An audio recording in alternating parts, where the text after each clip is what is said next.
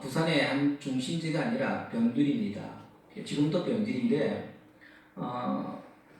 그 동네에 놀이터라고는 딱 하나밖에 없었습니다. 동네에 놀이터가 우리가 말하는 읍에 놀이터가 딱 하나밖에 없었어요. 그래서 아이들이 그 놀이터에 늘 항상 붐빕니다. 그렇지만은 놀이터가 없다 해서 우리가 놀지 못한 것이 아니라 온 동네가 다 놀이터입니다. 다른 지붕도 놀이터고요. 심지어는 마을 뒤쪽에, 동네 뒤쪽에 언덕이 있는데 거기에 무덤들이 있었어요. 여름철에 올라가서 새총으로 비둘기도 쏘아서 잡기도 하고 참새도 잡기도 하고, 그리고 가을이 되어지면 이제 무덤 주위에 잔디들이 이제 누렇게 변화되면 판자를 초를 칠해서 그 판자를 가지고 스케이트도 타기도 하고, 그리고 겨울에는 우리 비료 포대 있지 않습니까? 거기에 이제 눈썰매를 만들어서 타기도 했었습니다.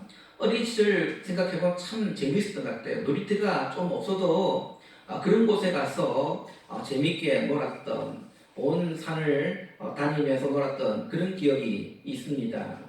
자, 그렇지만은 밤에 그 무덤에 가봐라 하면 지금도 잘 가지를 못합니다.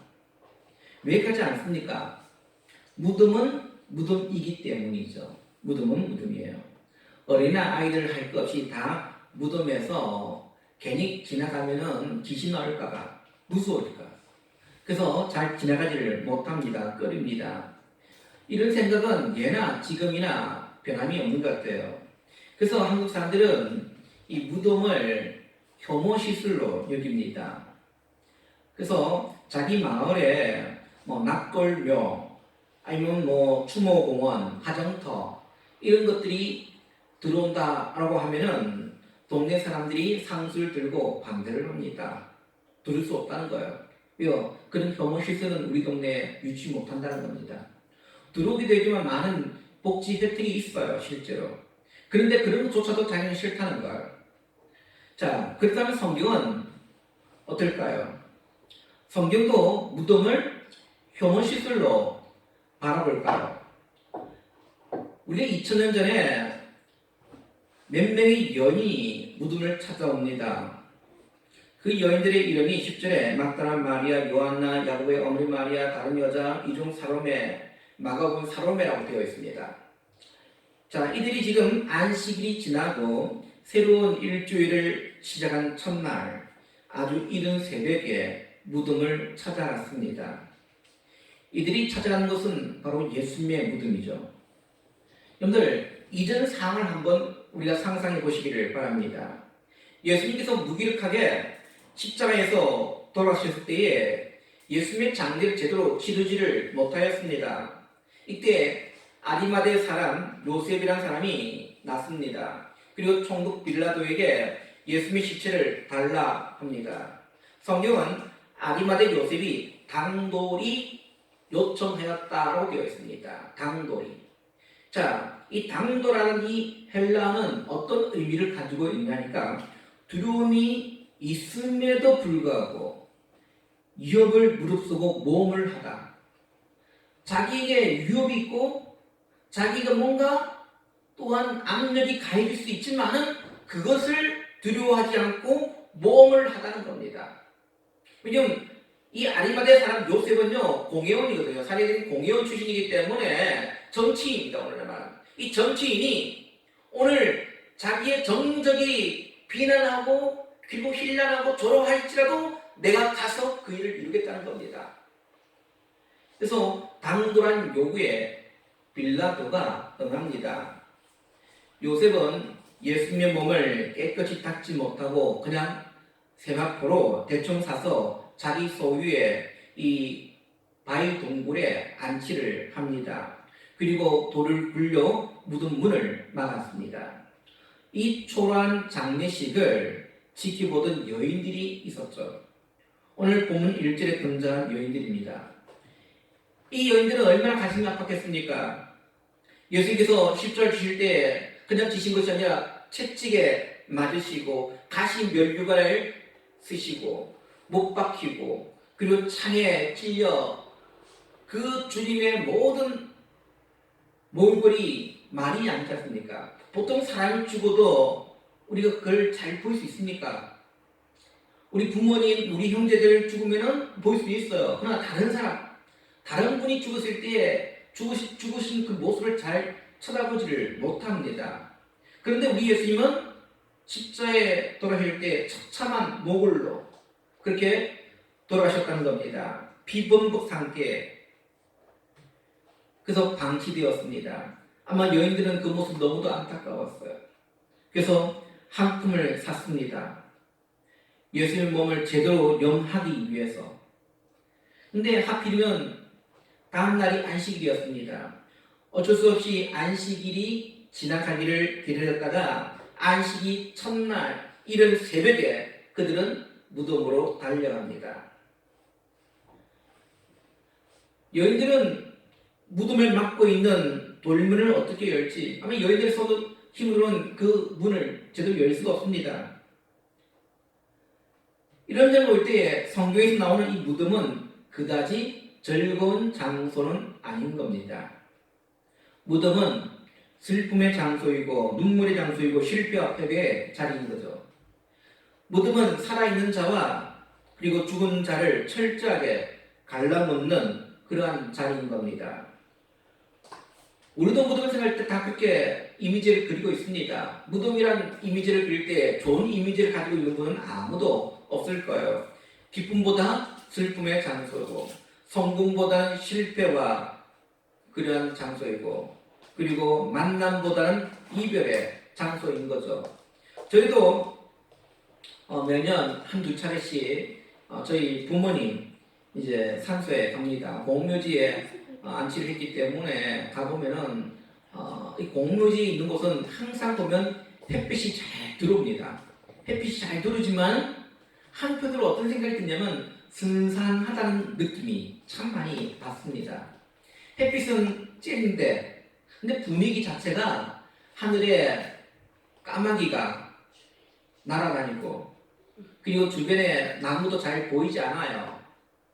그래서 분위기 자체가 승상하다는 그런 느낌을 많이 받는데 아마 우리 모든 사람들이 다 그런 생각들을 가지고 있습니다. 그래서 우리가 무덤을 가보면 늘 아쉬움과 안타까움이 가득한 곳이 바로 무덤인 겁니다. 그렇지만은 사람들 가운데에 무덤처럼 살아가는 이들도 적지 않다는 겁니다. 살아있지만 죽은 것과 다른 바 없는 그러한 인생을 살아가는 일이 많습니다.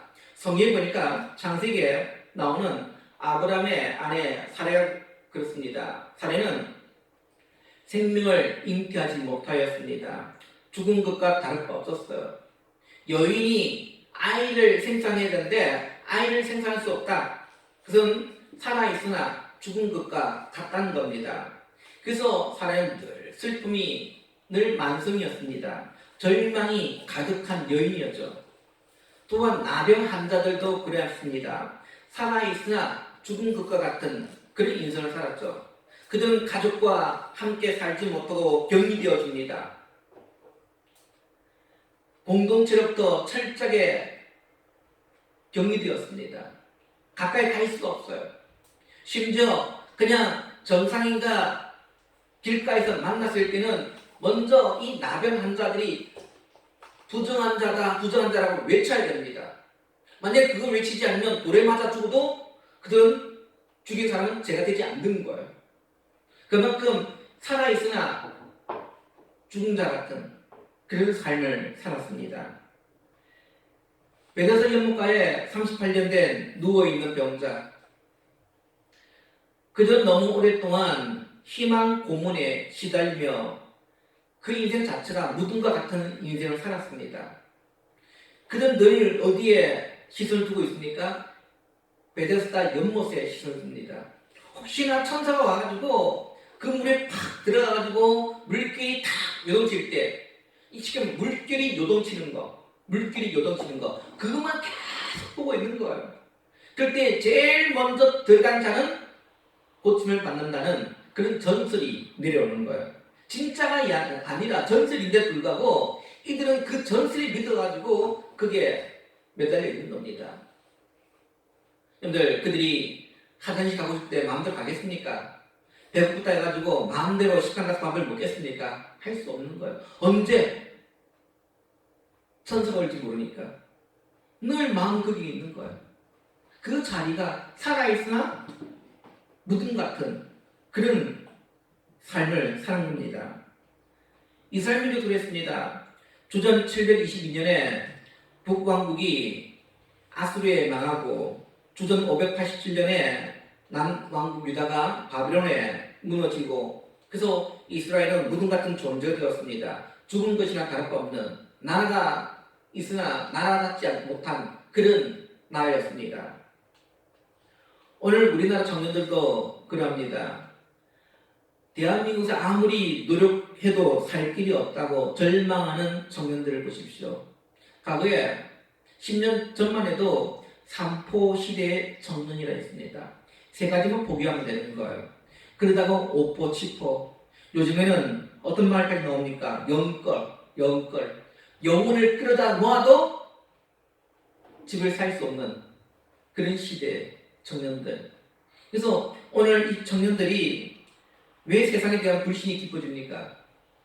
자신이 과거에는 개천에 용난다는 말이 있었지만은 지금은 그런 말이 사라져 버렸어요. 내가 아무리 노력해도 안 된다는 거예요. 내 영혼을 끌어다 모아놔도 할 수 없다는 거예요. 그래서 세상에 대한 불신이 더 깊어지게 되는 겁니다. 어찌 보면 죽은 것 같은, 무덤 같은 그런 삶을 살고 있는 거죠. 한국 교회도 그렇습니다. 언젠가부터 교회에서 가난 아이들의 울음소리가 들리지 않습니다. 어린 아이들의 웃음소리가 사라지고 있습니다. 요즘에 우리가 코로나 시대에 더 심한 것 같아요. 많은 교회들이 지금 코로나 시대 속에서 어른들 예배만 지금 겨우 명맥을 유지하고 있습니다. 이미 어린아이들 예배는 지금 사라져 버렸어요. 제가 어저께 성안교회에서 이제 목사님과 같이 얘기를 하면서 그런 얘기를 해요. 그 교회도 그나마 유초동 예배, 중고동 예배가 이렇게 잘 있었는데 지금은 유초동부 예배 같은 경우에는 믿는 집 아이들만 나오는 거예요. 한 7명 정도. 그리고 뭐 중고등부도 마찬가지고 믿는 집 아이들만 나와요. 안 믿는 집 아이들은 이미 안 나와요. 왜? 집에서 교회를 못 가게 합니다. 그러다 보니까 믿는 집 아이들만 나와서 겨우 예배 드리고, 그래서 정상적인 예배를 드릴 수 있는 것도 아니고, 그래서 간단히 예배 드리고 이제 아이들을 그냥 어른들 예배하고 같이 연계시켜서 드리는 교회들이 지금 많습니다. 그러다 보니까 우리가 코로나 시대 속에서 한국 교회가 너무도 많은 걸 잃어버렸다 생각이 되어집니다. 그래서 우리가 눈에 보이는 무덤인 것이 아니라 희망이 없다면, 내일이 없다면, 살아가야 할 이유가 없다면 그 자리가 무덤인 겁니다. 오늘 여러분들은 어떻습니까? 내일을 생각할 때에 기운이 솟아납니까? 희망이 있습니까? 아니면 절망과 실패, 두려움에 사로잡혀 있습니까? 그렇다면 오늘 우리의 삶이 무덤에 갇혀 있는 거예요. 오늘 무덤을 향해 가는 여인들을 보십시오. 그들은 정성껏 섬기며 예수님은 이미 돌아가셨습니다. 그들이 지금까지 정성껏 섬겼던 그 예수님은 돌아가셨어요. 비참한 시체로 무덤에 안치되었습니다. 이제 이들이 마지막 할 수 있는 도리는 무덤에 찾아가서 그 예수님을 영하는 겁니다. 정성껏 마지막 길을 대응해 드리는 거예요. 아마 가는 길에 많은 염려가 있을 거예요. 누가 이 무거운 돌을 굴려줄까? 근데 무덤에 다 달려자 그들의 염려가 사라졌어요. 돌이 굴려져 있습니다. 그리고 조심스럽게 무덤 안으로 들어갑니다. 처음 보는 청년이 앉아 있습니다. 찬란한 옷을 입었다 했습니다. 천사죠. 여인들이 놀라자 이 두 사람이 이렇게 말합니다. 5절 중반 19절까지 어째 살아있는 자를 죽은 자 가운데 찾냐? 여기 계시지 않고 살아나셨느니라. 갈릴리 계실 때에 너희에게 어떻게 말씀하신지를 기억하라. 지금 천사가 여인들에게 한 말은 예수님께서 살아나셨다는 겁니다. 그리고 예수님께서 갈릴리에서 사역하실 때 너희들이 해줬던 말을 기억하라는 겁니다. 기억해봐라. 그 예수님께서 하셨던 말씀이 뭡니까? 누가복음 18장 31절 33절 말씀을 보니까 보라 우리가 예루살렘으로 올라가노니 선지자를 통하여 기록된 모든 것이 인자에게 응하리라. 인자가 이방인들에게 넘겨져 희롱을 당하고 능을 당하고 침뱉음을 당했으며 그들은 채찍질하고 그를 죽일 것이나 그는 3일 만에 살아나리라. 3일 만에 살아나리라. 죽겠지만 그러나 3일 만에 살아나리라. 여러분들 약속이라는 것은 누가 하느냐가 중요한 겁니다. 지킬 수 없는 사람, 힘이 없는 사람이 약속하는 것은 그것은 백지수표입니다. 그러나 할 수 있고 지킬 수 있는 사람이 하는 약속은 반드시 이루어진다는 거죠. 오늘 이 약속은 누가 했습니까? 예수님의 십자가의 죽으심과 부활하심은 하나님께서 예전부터 약속하셨고 선수 그 일을 이루셨습니다. 그러니 천사는 여인들에게 예수님께서 살아나셨다. 예수님께서 살아나셨다. 예수님께서 그 사실을 너에게 말했다. 보라, 무덤이 지금 텅 비어있다. 바로 이것이 복음인 거예요. 복음은 예수님께서 나의 죄를 대신하여 십자가에 죽으시고 3일 만에 부활하셨다는 겁니다. 이게 복음입니다. 하나님께서 예수님을 다시 살리셨습니다. 하나님께서는 무덤을 비어있게 만드셨습니다. 물론 쉽게 믿을 수 있는 사건은 아니죠. 지금도 예수님의 무덤을 텅 비었다는 이 말씀을 도무지 믿기 어렵다는 사람들이 많습니다. 그래서 그들은 여러 가지 다른 방법을 가지고 이걸 시도를 합니다. 어떤 이들은 예수님의 무덤이 텅 빈 것은 제자들이 간밤에 시체를 도둑질했다 얘기합니다. 어떤 사람들은 예수님이 진짜로 죽은 것이 아니라 잠깐 기절했다가 이제 정신을 차리고 이제 무덤 돌을 밀고 나오셨다 이렇게 주장합니다. 그리고 어떤 사람들은 여인들과 제자들이 찾아간 무덤은 예수님께서 장사되어진 무덤이 아니라 다른 사람의 무덤을 착각해가지고 비어있다 하고 착각하였다 얘기합니다. 어떤 사람들은 지금 제자들, 여인들이 실제로 본 것이 아니라 그들이 지금 꿈속 환상을 보았다 하고 얘기를 합니다. 그 외에도 다양한 방식으로 이 빈 무덤을 해명하려고 하는 자들이 많이 등장을 합니다. 왜 그렇습니까? 빈 무덤을 인정한다는 것은 하나님의 임재와 그리고 하나님의 능력과 하나님의 주권을 인정하기 때문이에요. 하나님의 약속의 말씀을 우리가 믿는 것과 같은 겁니다. 그런데 사람은 누구나 하나님의 존재를 제대로 경험하게 되어지면 두려움을 느끼게 됩니다. 모세가 시내산에 주님께서 처음 그를 만나 주실 때 그가 두려움을 가지고 나갑니다. 두려움을 가지고. 모든 이들이 주님의 임재를 느끼게 되어지면 하나님의 임재를 경험하게 되어지면 다 두려움이란 그 감정을 가지게 된다는 겁니다. 아브라함의 아내 사라도 그랬죠. 1년 안에 사라가 아들을 낳을 것이다. 이 말에 사라는 어떤 반응을 보입니까? 비웃었습니다.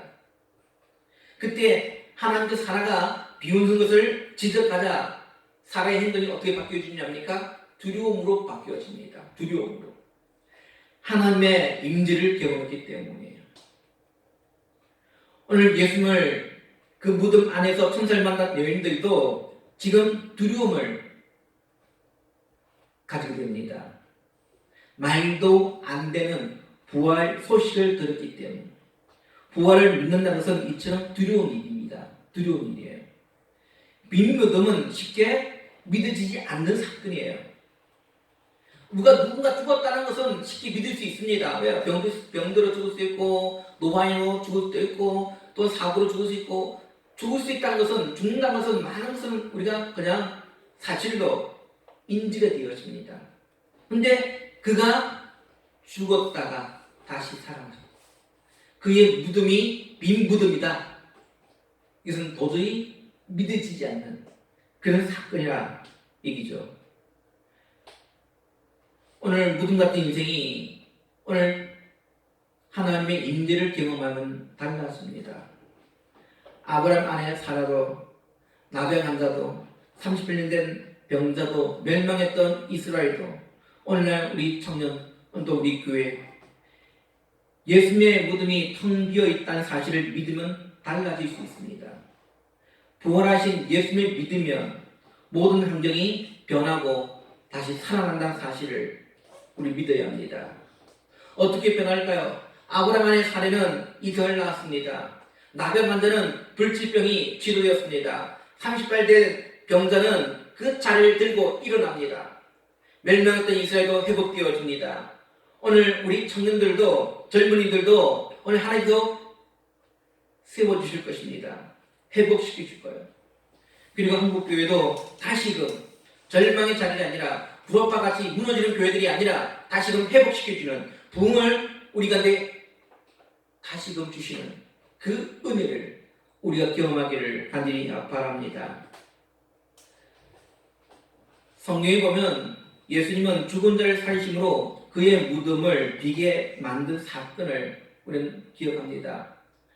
요한복음 11장에 보면 예수님의 공생의 사역 가운데에 예수님께서 사랑하셨던 한 가정이 나오는데 베다니 한 가정이 나오죠. 나사로, 마르다, 마리아 이 3남매의 가정. 이 가정에서 가장 역할을 했던 나사로가 병들어 죽었습니다. 나사로의 죽음에 이 마리아, 마르다가 흘린 눈물의 양은 아마 우리가 감히 짐작하지 못하죠. 예수님은 나사로가 죽고 4일 만에 이 베다니를 가셨습니다. 예수님이 하셨지만 이 마르다, 마리아의 눈물은 멈추지 않습니다. 예수님 또한 그들의 그 감정에 슬픔에 아픔에 공감하셨습니다. 눈물을 흘리셨어요.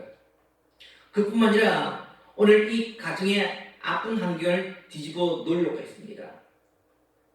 그리고 무덤을 갖고 있던 돌을 옮겨 놓으라 명령합니다. 그때 마르다가 당황합니다. 주님, 죽은 자가 지금 나흘이 되었음에 벌써 냄새가 나나이다.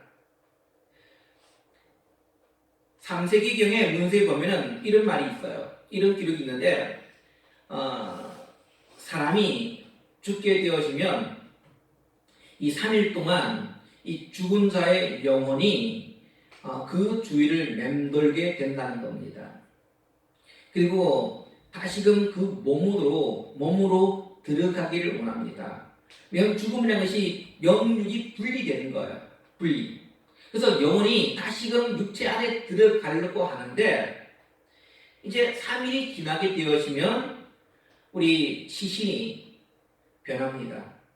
부패해지고 냄새나고 이그러지고 그래서 그걸 보면서 영혼이 이제 단련하고 떠난다는 그런 이제 기록이 있습니다.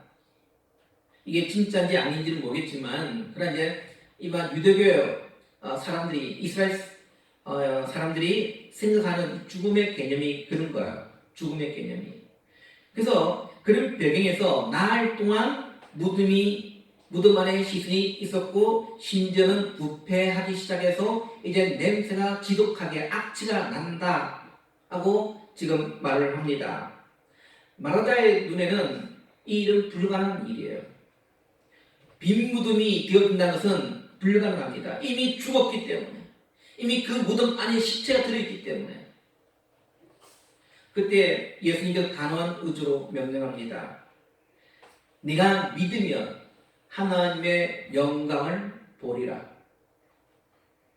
그리고 무덤을 막아놓은 돌을 옮기시고 하늘을 향하여 우리로 기도하시고, 그리고 그 후 큰 소로 외칩니다. 라자레투 에소. 이 말은 나사로야 밖으로 나오너라. 나사로야 밖으로 나오너라. 예수님께서는 신적 권위를 가지시고 명령합니다. 부활이요 생명 되신 예수님께서 죽음을 향해 명령 내리십니다. 예수님의 명령이 떨어지자 놀라운 일이 벌어지죠. 죽었던 나사로가 무덤 밖으로 끌어 나오는 겁니다. 수족이 온통 배로 동요져 있고 얼굴에 수건으로 쌓인 채로 나옵니다. 어떤 의미냐? 우리 미라 있죠? 이집트의 미라. 그 모양으로 나오는 거예요. 당연히 죽은 나사로가 나왔으니 이제 그 무덤은 비게 되는 겁니다. 오늘 우리가 말씀을 통해서 한 가지 분명한 사실은 기독교는 빈 무덤의 종교입니다. 빈 무덤의 종교. 죽은 지 4일 되는 나사로가 있던 무덤에 예수님이 나사로야 밖으로 나오너라 외치자 죽은 자가 살아서 나왔고 나사로의 무덤은 비게 되었습니다. 또한 예수님께서 십자가에 죽으시고 안식일 첫날 예수님 무덤을 찾았던 여인들을 향하여 천사는 그는 여기 계시지 않고 살아나셨느니라. 우리 예수님 무덤도 비었습니다. 그렇다면 오늘 앞으로 우리가 생명을 다해 죽게 됐을 때에 우리도 무덤에 들어가게 됩니다. 누구나 할 것 없이 다 들어갑니다. 그러면 우리의 무덤은 어떻게 되겠습니까? 우리의 무덤은 요한복음 5장 24절 25절에 보니까 여기 이렇게 기록이 되어 있습니다. 내가 진실로 진실로 너에게 이르노니 내 말을 듣고 또 날 보내신 이를 믿는 자는 영생을 얻었고 심판에 이르지 아니하나니 사망에서 생명으로 옮겨들리라. 진실로 진실로 너에게 이르노니 죽은 자들이 하나님의 아들의 음성을 들을 때가 오나니 곧 이때라 듣는 자는 살아나리라. 그 얘기 뭡니까? 비록 우리가 죽어서 무덤에 들어가지만 우리의 믿음도 빈 무덤이 되어진다는 사실이에요. 예수님의 무덤이 빈 무덤이 되었던 것처럼 나사로의 무덤이 빈 무덤이 되었던 것처럼 오늘 우리의 무덤도 주님의 음성을 듣는 자가 다시 살아나리라. 빈 무덤이 되어진다는 사실이에요. 사랑하는 믿음의 성도님들 그렇습니다. 우리는 오늘 부활의 주님을 우리는 온전히 영접하시고 죽음의 삶이 아니라 생명의 삶, 부활의 삶을 살아가는 우리 믿음의 성도들이 되어지기를 바랍니다. 또 우리는 언젠가 죽어 무덤에 들어갑니다. 그냥 걱정하지 아니할 것은 우리의 무덤도 예수님과 같이 빈 무덤으로 바뀌어진다는 사실, 생명으로 옮겨지는 역사가 오늘 우리에게 있다는 사실을 날마다 주님의 그 은혜를 늘 사모하는 저와 이름 되시기를 주님의 이름으로 축원드립니다. 기도합니다. 참 좋으신 아버지 하나님 감사합니다. 오늘도 우리에게 하나님의 선하심과 인자심의 은혜를 허락해 주시고 이 부활의 아침을 맞이하며 주님의 무덤이 빈 무덤이 되었던 것처럼 이후에 우리의 무덤도 또한 빈 무덤이 될 것을 보며 그 어떤 두려움과 공포가 아니라 부활하신 주님을 내 마음에 늘 소망하며 다시 오실 주님을 기대할 줄 아는 거룩한 주의 백성들 되어줄 수 있도록 도와주옵소서. 우리의 삶 속에 늘 부활의 주님을 모시고 살게 해 주옵시고 이 부활의 주님을 통해서 날마다 거룩한 주의 백성들이 이 땅 가운데 승리할 수 있도록 우리의 삶을 지켜주시옵시고 보호하여 주옵소서. 예수님의 이름으로 기도드리옵나이다. 아멘. 우리 함께 찬양드립니다.